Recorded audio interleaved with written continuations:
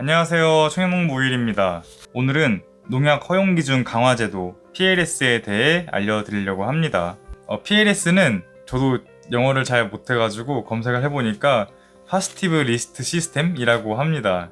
예, 이렇게 해도 저는 뜻을 잘 모르겠어요. 아무튼 풀이를 하면은 농산물별로 국내에 등록된 농약에 대해 잔류 허용 기준을 설정하여 관리하고 그 외 잔류 허용 기준이 없는 농약은 불검출 수준의 일률 기준 킬로그램에 0.01ml네요. 이거를 일률 기준을 적용하는 제도입니다. 이렇게 나와 있습니다.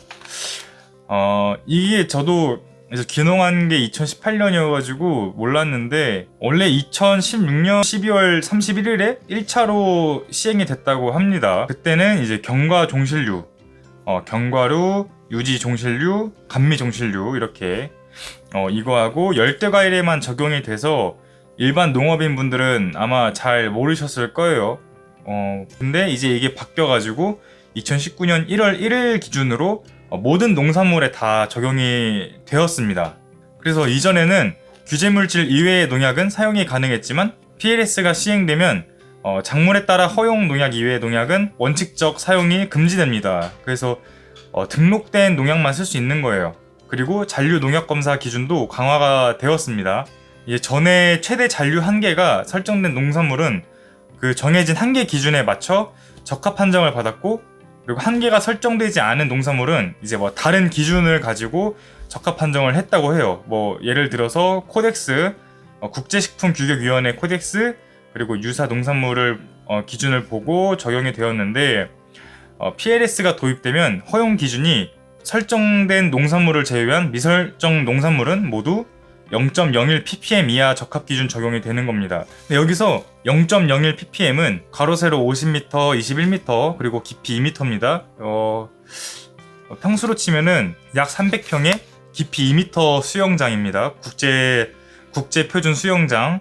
그 크기의 수영장에 물을 가득 채우고 잉크 한 숟가락 반 정도를 넣었을 때 농도라고 합니다. 그러니까 300평 넓이의 깊이 2m 수영장, 거기에 잉크를 한 숟가락 반을 넣으면 거의 안 나오는 거죠. 거의 아무리 까만 잉크를 넣어도 물이 그냥 투명해질 정도입니다. 100만 분의 몇을 차지하는지 나타내는 단위로 0.01ppm은 불검출 수준을 의미하므로 등록되지 않은 농약은 아예 사용이 안 되는 겁니다. 제가 고추에 약을 줄 때는 고추에 등록되어 있는 약만 줘야 됩니다.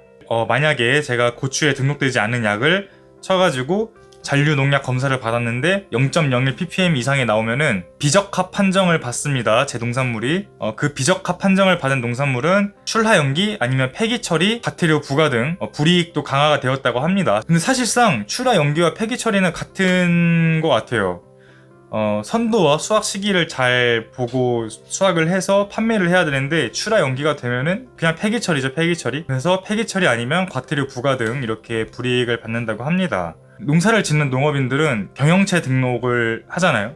근데 저도 원래는 어머니 밑으로 경영체가 등록돼 있다가 청창농을 하면서 독립을 하고 저의 사업을 만들었는데, 어머니 밑으로 있을 때는 뭐 그런 게 없었어요. 근데 제가 독립을 하고 경영실 독립을 하고 농사를 짓다 보니까 뭐 고추나 배추 수확하기 전쯤에 그 수확 시기에 저한테 전화가 오더라고요. 국립농산물품질관리원에서 전화가 와가지고 잔류농약 검사한다고 저한테 이렇게 얘기를 했어요. 그래서 뭐 언제든 오셔도 된다고 했더니 진짜 뭐 다음날 와가지고 뭐 만약에 1000평 부지가 있으면은 뭐 저쪽에서도 수확 조금 떼가고 이쪽에서도 좀 떼가고 이렇게 막 여기저기 다니면서 이렇게 수확을 해가지고 농약 검사를 하더라고요. 저는 당연히 PLS를 지켰기 때문에 잔류 농약 검사에 뭐가 걸린 건 없었어요. 근데 만약에 제가 뭐 PLS를 지키지 않았고 그냥 농약을 막 줬었다면은 잔류 농약 검사에서 아마 이렇게 부적합 판정을 받아서 아마 고추와 배추를 다 폐기 처리를 했겠죠.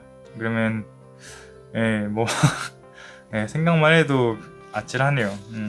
등록 약재 정보는 농약 뒷면을 보면 다 나와 있습니다. 그래서 뭐 농약 뒷면에 뭐 예를 들어서 벌레약, 살충제 약을 보면은 뒤에 뭐 고추, 배추 등등등 이렇게 막 작물과 그리고 사용량이 나와 있고요. 거기에 더 자세한 정보는 뭐 농약회사 사이트를 보시거나 농촌진흥청 농약정보서비스에 들어가면은 다 나와 있기 때문에 거기서 검색하셔서 확인할 수도 있습니다.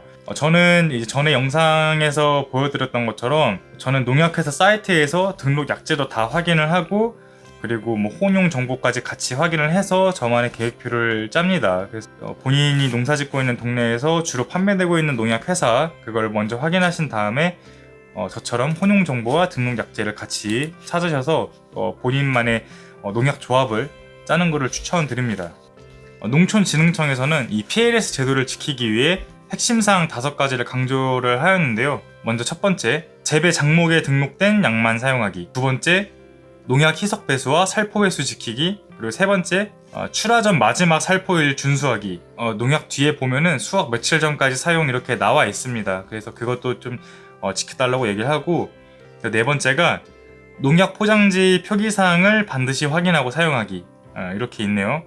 그리고 다섯 번째가 불법 밀수입 농약이나 출처 불분명한 농약 사용 금지. 네, 이렇게 5가지입니다. 네, 1번부터 4번까지는 농약 구매하시면서 포장지만 잘 확인하셔도 충분히 지킬 수가 있는 겁니다. 꼼꼼하게 확인을 하면은 지킬 수가 있는데, 네, 불법 밀수입 농약이나 출처 불분명한 농약 사용 금지, 이거는 일단 제 주변에는 본 적이 없어요.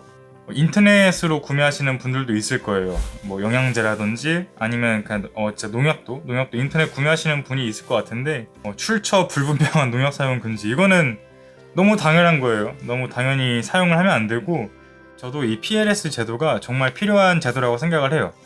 건강한 먹거리를 뭐 재배하고, 그리고 소비자들도 걱정 안 하고 먹을 수 있게 건강한 먹거리를 위해서는 정말 필요한 제도이죠. 이렇게 오늘은 PLS에 대해 제가 좀 찾아본 거를 정리해서 말씀을 드렸는데, 사실 이 농약이란 거를 저도 공부를 하다 보니까 농약은 이 PLS 제도하고 혼용 정보만 잘 확인하셔도 큰 피해 없이 그렇게 농약을 살포할 수 있는데, 과연 어떻게 해야 더 올바르게 농약을 살포할 수 있을지 다음번에 영상을 찍어서 올리겠습니다. 감사합니다.